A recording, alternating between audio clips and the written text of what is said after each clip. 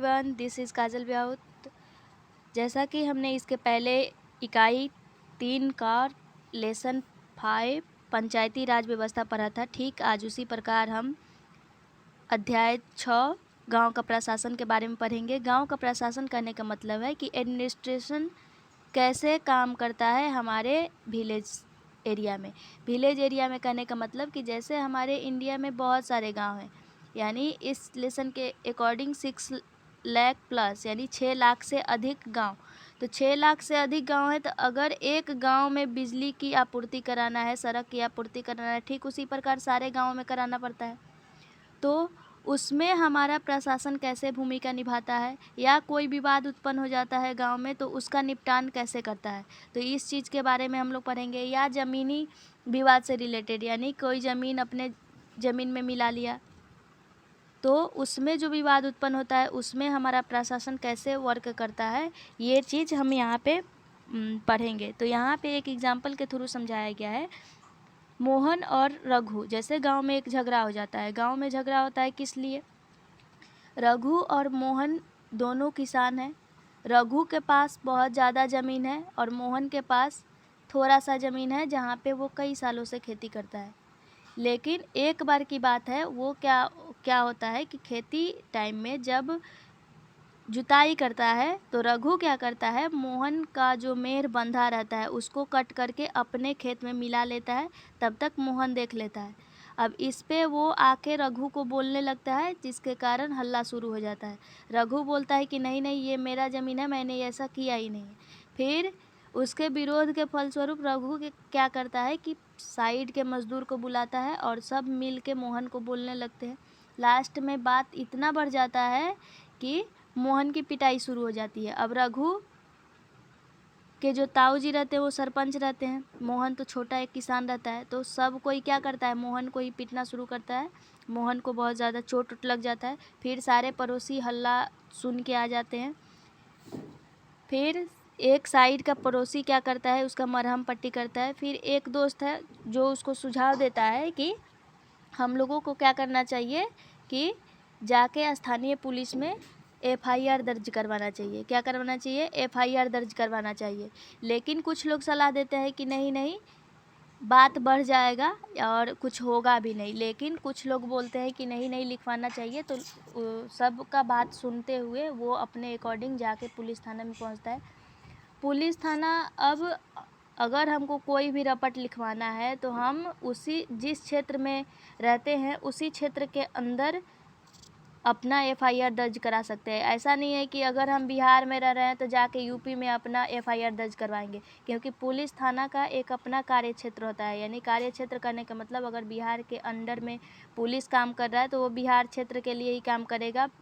जब तक उसको परमिशन नहीं मिलेगा तब तक वो दूसरे एरिया में वो काम नहीं करेगा या दूसरे क्षेत्र का FIR नहीं लिखेगा।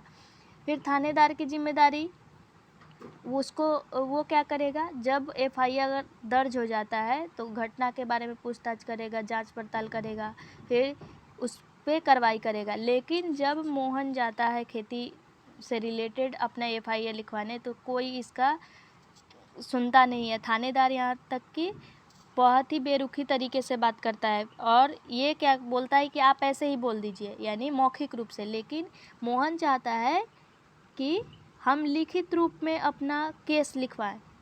फिर बेरुखी से जब बात करता है, जब बात उसका नहीं सुना जाता है तो वो अपना घाव दिखाता है कि देखिए मुझे इतना चोट लगा है।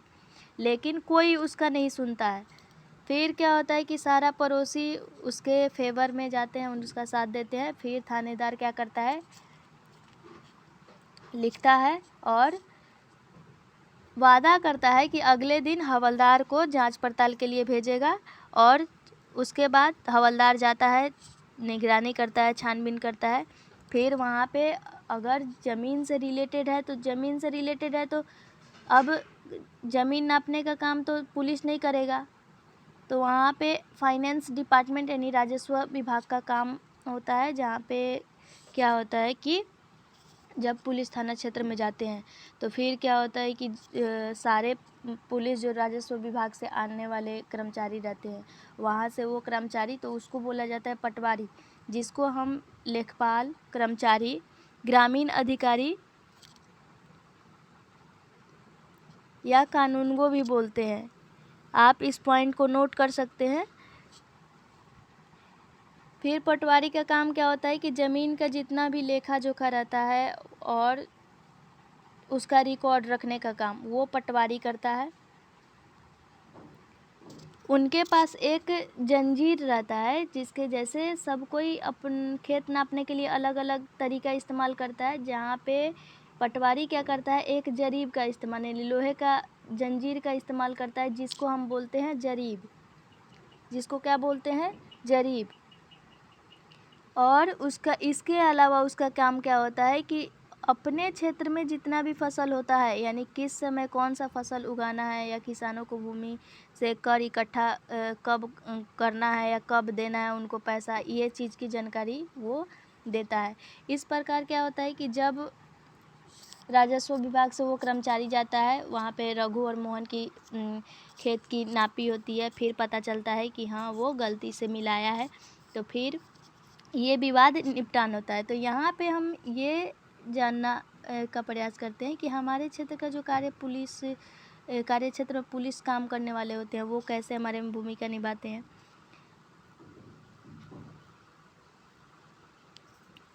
इसके अलावा इसके बाद क्या होता है कि जैसे राजस्व विभाग का अगर हम बात करें तो राजस्व विभाग यानी ऐसा तो नहीं है कि कोई भी जैसे गांव है तो वो अपने मर्जी से कहीं भी खेत अपने से लिखवा लेगा या कर नहीं देगा या दूसरा कि कहीं भी वो कुआं खोद ले। तो ये जितना भी कार्य होता है यानी गांव के किसी भी क्षेत्र में आप कुआं तो नहीं खोद सकते हैं जब तक आप परमिशन नहीं लेते हैं। तो ये चीज़ का रखवाली भी कौन करता है? तो राजस्व विभाग के कर्मचारी। और इनका देखरेख कौन करता है? तो जितने भी वरिष्ठ अधिकारी होते हैं वो टोटल इनका काम करते हैं। फिर इसके अलावा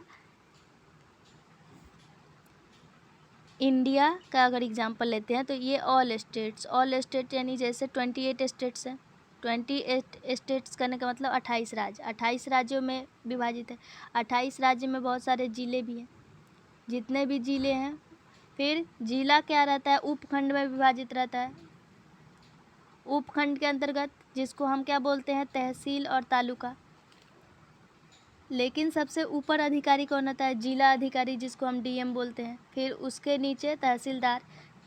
अब तहसीलदार का काम क्या होता है? यानी अगर पटवारी राजस्व विभाग के अंतर्गत काम कर रहा है तो ज़रूरी नहीं है कि वो सारा काम सही ही करे, तो उसको देख रेख का कौन करेगा? तो पटवारी का देख रेख का काम कौन करता है? तहसीलदार करता है कि वो काम कैसे कर रहा है, या अगर रिकॉर्ड रख रहा है तो सही तरीके से रख रहा है, या कैसे रिकॉर्ड को अच्छे तरीके से रखना है उसको सुनिश्चित करता है। या कभी कभी जैसे स्टूडेंट्स जैसे विद्यार्थी लोग को क्या होता है कि जाति प्रमाण पत्र का ज़रूरत पड़ता है, तो हम लोग क्या करते हैं, ब्लॉक जाते हैं, वहाँ पे जाति प्रमाण पत्र बनवाते हैं। तो वो भी काम कौन करता है? तहसीलदार ही करता है, यानी तहसीलदार के थ्रू ही हमको मिलता है। फिर ज़मीन से जुड़ा जितना भी विवाद होता है, अगर पटवारी से नहीं हुआ तो अगर सुलझाने का काम है तो उसके ऊपर कौन करता है? तहसीलदार। ठीक उसी प्रकार एक नियम बनाया गया है, हिंदू एक्ट धारा 2005, एक नया कानून है। यानी 2005 में एक कानून बने। यानी पहले के टाइम में क्या होता था कि ज़मीन के मामले में केवल पुरुषों को ही अधिकार रहेगा, यानी पुत्रों को ही अधिकार रहेगा कि वो पिता के ज़मीन के हकदार रहेंगे, लड़की को नहीं मिलेगा। लेकिन इस कानून के आने से क्या हुआ कि महिलाओं को ज़मीन में हिस्सेदारी लेने का काम मिल गया।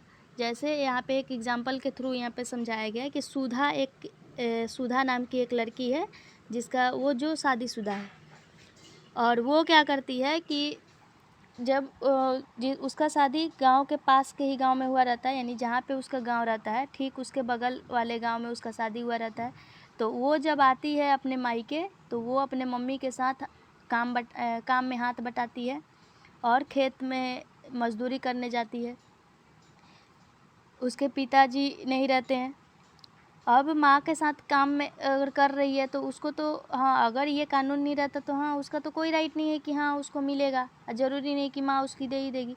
लेकिन इस कानून के अंतर्गत ये एप्लीकेबल है कि उसको भी ज़मीन में हिस्सेदारी मिलेगा। तो वो क्या, अगर उसको ऐसा होता है कि बाई चांस कि कोई अगर इशू हो गया, उसके पास कुछ नहीं है या पढ़ी लिखी नहीं है या अशिक्षित है और वो मज़दूरी कर रही है, और फिर अगर वो कमा नहीं पा रही है, तो उसके पास अगर ज़मीन रहता है तो उसका वो उपयोग करके अपना जीविका चला सकती है।